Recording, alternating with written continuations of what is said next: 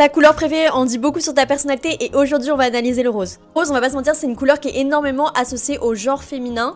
Ce truc de légende un peu qui dit que quand tu commences à aimer le rose, c'est que tu commences à guérir. Je sais pas si c'est vrai, mais en tout cas voilà, ça c'est la légende. Psychologie des couleurs, du coup si tu aimes le rose, c'est que tu as tendance à aimer la compassion, la bienveillance, à prendre soin des roses. Et attention, là je parle pas de genre, c'est que tu as une personnalité qui est plutôt douce, qui va vraiment essayer de prendre soin de soi, qui est vraiment dans l'introspection, c'est une couleur d'introspection aussi. Le rose en général, c'est que tu as une personnalité qui est plutôt optimiste aussi, que tu vois toujours la vie du bon côté. Je pense que c'est une couleur qu'on aime ou qu'on déteste. Moi j'ai mis du temps à vraiment aimer le rose et je pense que c'était justement parce qu'il y a tellement d'images et d'étiquettes qui sont associées au genre sur la couleur rose qu'il y a ce truc un petit peu de quand on se reconnecte à la couleur rose, c'est que quelque part on réussit à déconnecter justement des qualités qu'on va forcer à attribuer aux femmes à ce truc de juste c'est une couleur et en fait n'importe qui, peu importe son genre, peut aimer une couleur. Je faisais ces études de justement la psychologie des couleurs, je me disais est-ce que ces études elles sont pas aussi conditionnées par le patriarcat et la vision justement patriarcale qu'on a sur les couleurs, notamment les couleurs qui sont associées à des genres.